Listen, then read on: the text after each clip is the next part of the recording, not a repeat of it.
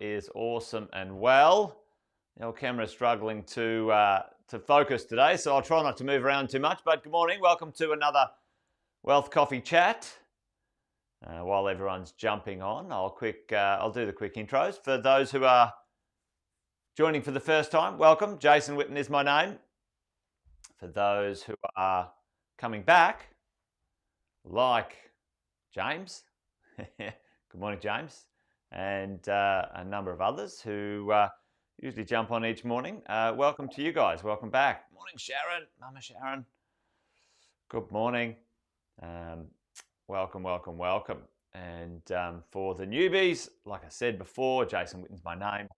Been property investing over 20 years, coaching property investors across Australia and New Zealand over 18, and done a few deals along the way, paid attention, and each morning share with some crazy crew like Lauren, like Judy, like Alison, and you guys if you're joining, some ideas, some opinions, some tips, some strategies about property investing and going the distance. Like I've said many times before, this thing is a marathon, not a sprint. If you want to create wealth out of real estate, it's going to take time. Anyone tells you you can get rich quick is full of it. And at the end of the day, it takes a little bit of effort to go the distance. So let me put my coffee down as we kick off the day. Oh, there you go. Come on, focus, camera, focus.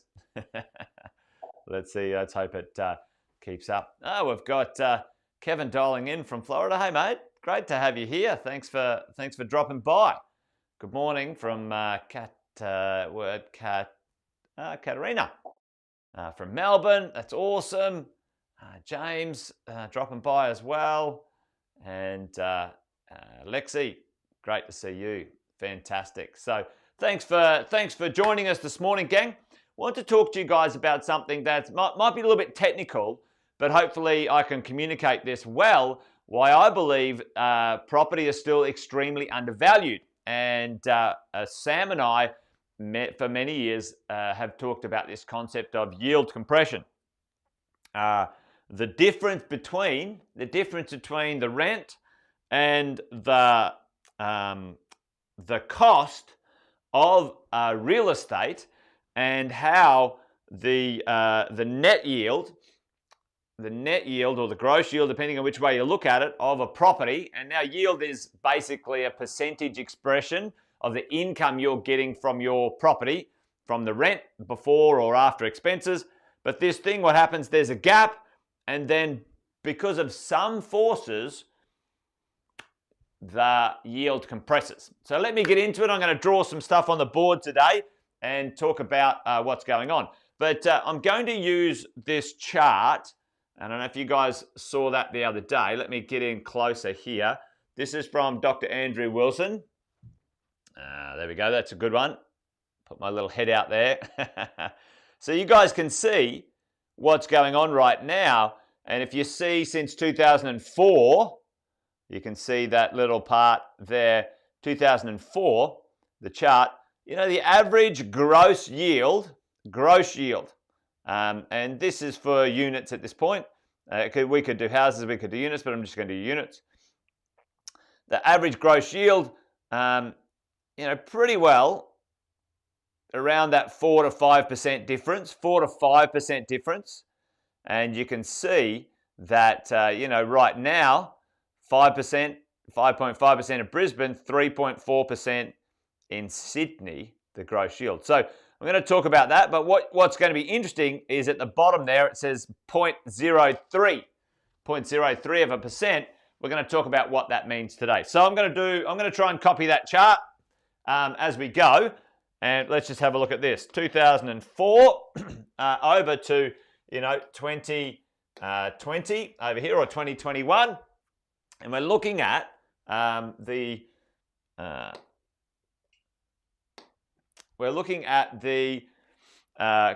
term deposit, the return, on a term deposit.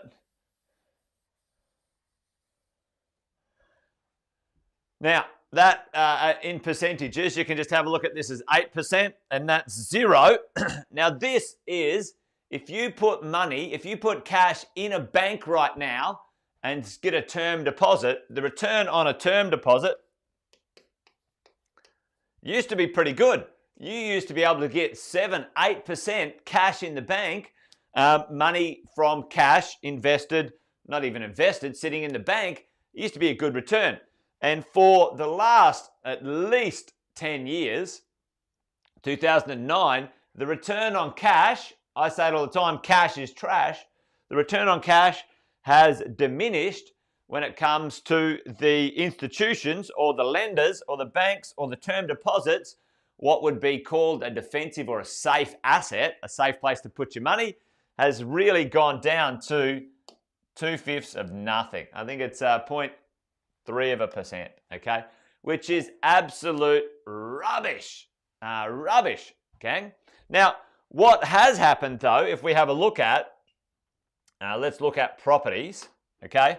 And we're going to look at sort of 7, 6, 5, 4, 3, 2, 1, right? Now, on average, property rental yields has kind of, stayed fairly similar, okay? Now, I'm going to call that one Brisbane. That is 5.5%, 5.5, and I'm going to show you an example right now. We're going to do, hopefully you can see the colours. Let me know if you can't.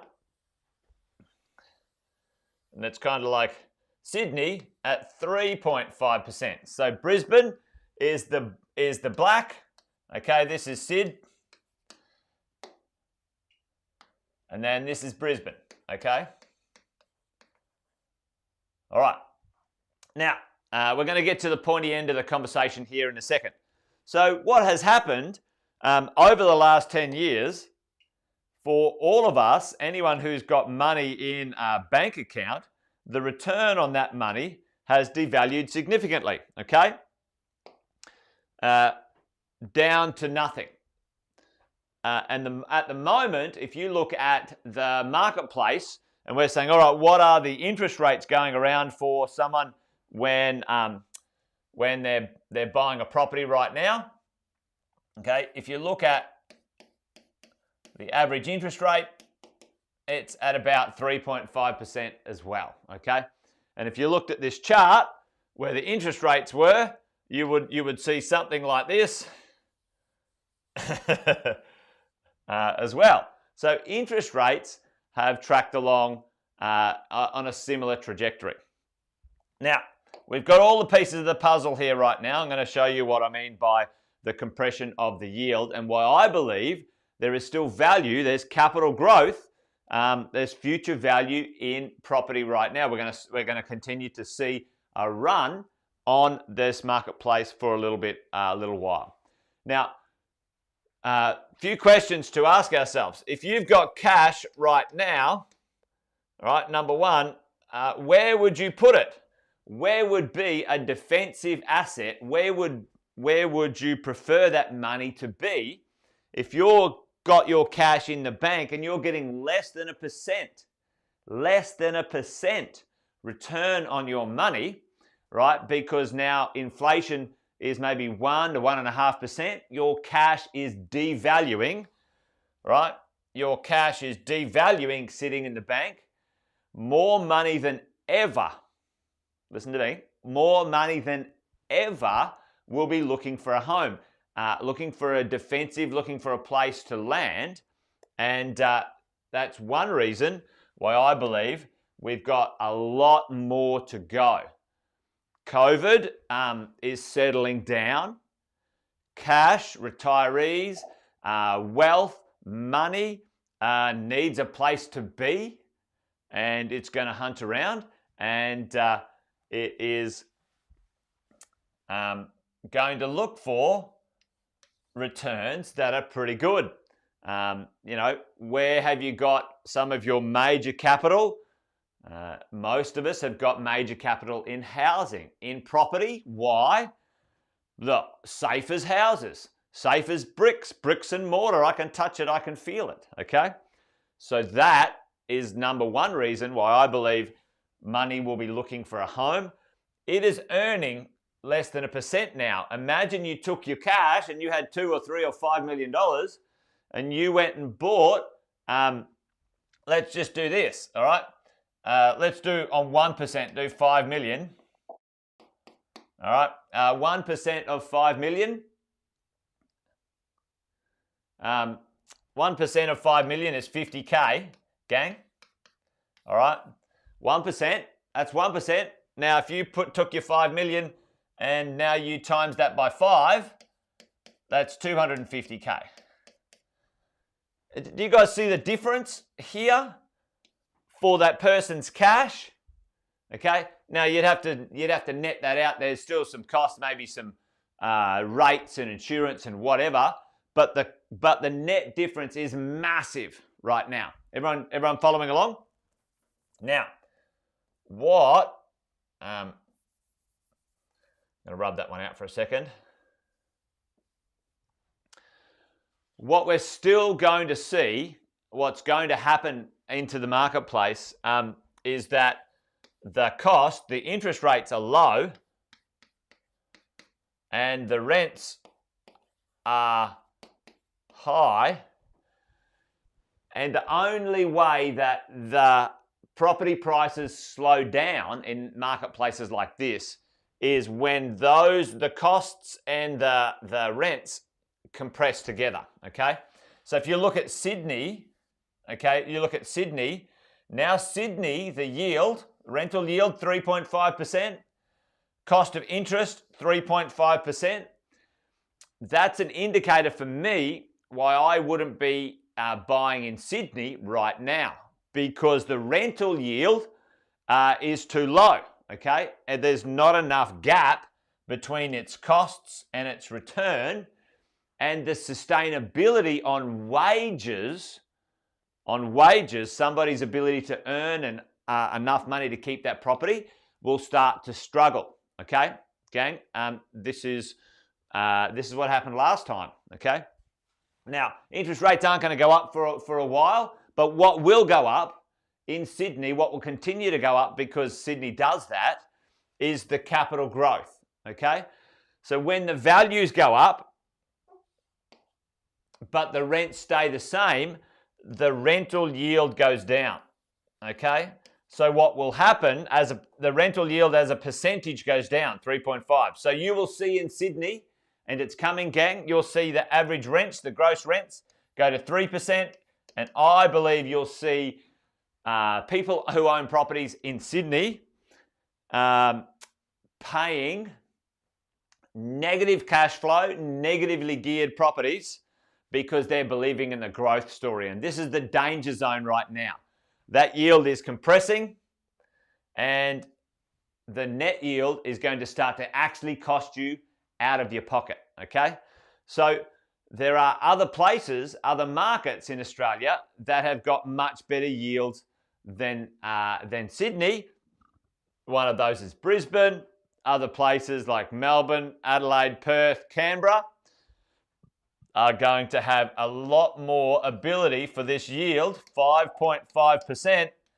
Its compression distance to 3.5% is a full 2%, gang, a full 2%, okay? So then away you go.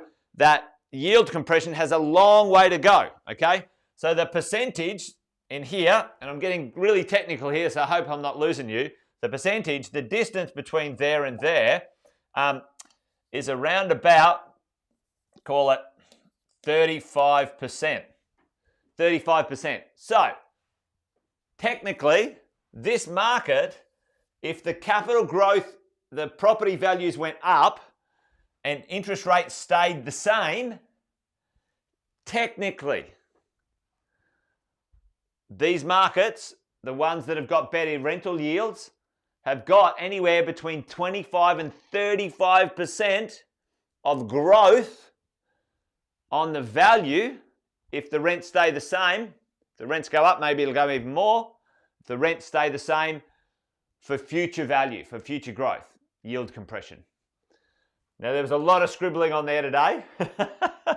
But if we want to break it down into a really simple thing, the cost to own the property and the income you get from the property, the gap, when that gap is large, capital growth can occur. When that gap is small or negative, it's very difficult for capital growth to occur. Okay, that's yield compression. Wow. Yeah, it's damn hard slog. Dane's saying it right. Multiple properties are negatively geared. And Dane, it's almost impossible. It's not a great place to be. And that's where it's really important for all of us as property investors. I've said this thousands of times. Capital growth is a vanity metric. You might have one capital growth property, a property you bought, and you buy it in Sydney, and capital growth goes well. If it's negative cash flow and your wages can't keep up with that property, it's irrelevant. You can't even tap the equity. You can't even get at the equity because the property's rents are so rubbish. Okay? Thanks, guys. But gang, there has to be a gap between expenses and income for values to make sense. But here's the other kicker. People who are buying in cash, guys, people who are buying in cash, they can compress because their expenses are so much less.